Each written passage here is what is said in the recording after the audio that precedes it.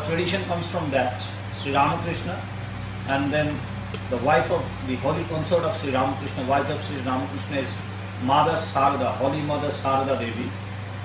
Her disciple was Swami Krishnananda Maharaj. He was a monk, a sannyasi. His disciple was Swami Pavitranandaji, and Swami Pavitranandaji was the master of Bhagavan, and then the International Vedanta Society. So this is the lineage, this is the tradition which comes from. And you know, this lineage, this spiritual world stands on this lineage, the tradition from the guru to the disciple. In the ancient times, you know, during the times of the Upanishads, the Vedanta and the Upanishads are synonymous, they are the same. So during that time there was nothing like writing down, there was nothing like that. So they all learned what they heard from their guru, their master. And their master just didn't simply speak, they spoke whatever they realized. It was just not, yesterday also I told the same thing, that it's not a mere philosophical talk. Spirituality is not an intellectual exercise. It's not an intellectual exercise. It's not a philosophical exercise. It's realization. Religion is realization. That is what Swami Vivekananda said, you know, that religion stands on the basis. You have everything as a base. You have a plinth for this building, you know, upon which this building is standing. So every religion has a plinth, has a base, and the base is realization. God realization or self-realization, realization of God or realization of the Supreme Self. And that is what, upon which every religion, every spiritual philosophy stands. And Vedanta is a philosophy which purely stands on the realization of the self. It out and out, it proclaims the oneness of our self, of this individual self with the universal self.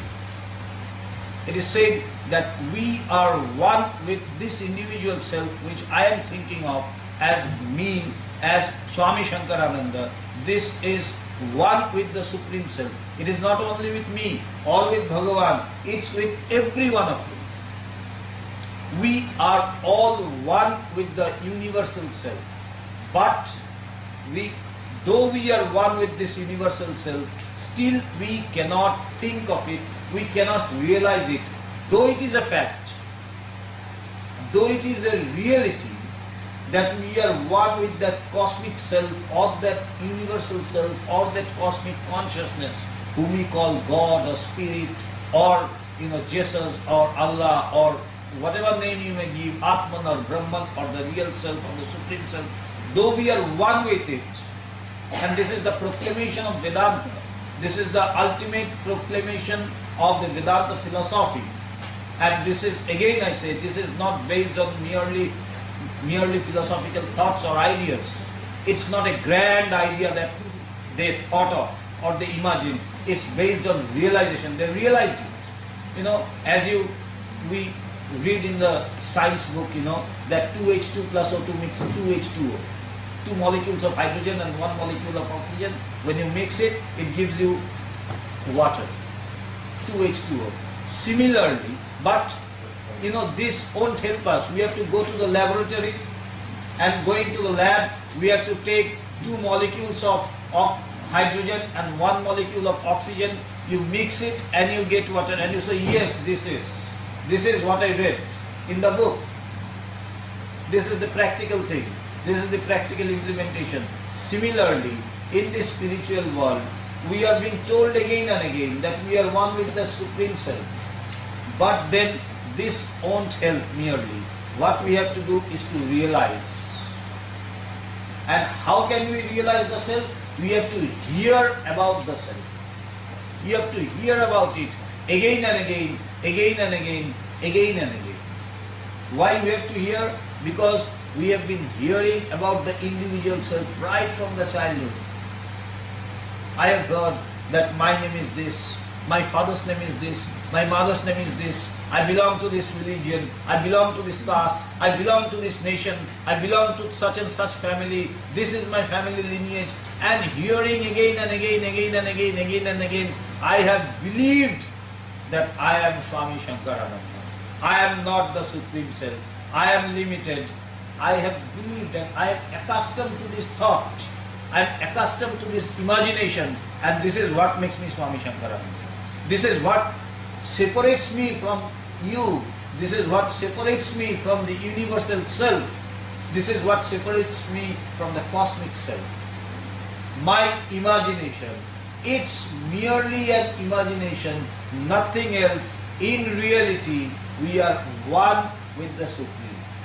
Now it is very hard to realize or hard to understand at the very beginning that it's just an imagination, that I am a body, I am a mind, I am an ego, or I have an intellect. It's very hard to understand. It's very hard to realize. Because then we are seeing everything so true. I have a body, this is true. I feel the heat, I feel the cold. I feel if someone pinches me. It's so true. It's so true to me. It's so true that I am here and I am not there. I am speaking and you are hearing. It's so true. Nobody can deny. I also cannot deny. Why? Because I am used to think that this is me. I am limited only in this body. I cannot think that I am there. It is the same person who is speaking, the person who is hearing. I cannot think because I have been made to think from my childhood that this is me, this body, this mind, this is me. That I am here and I am not here. That I am speaking and I am not hearing. But spirituality tells that try to think in a broader way. Try to think large. Because you become what you think. You become what you think. It's a very important aspect of spirituality. We become what we think.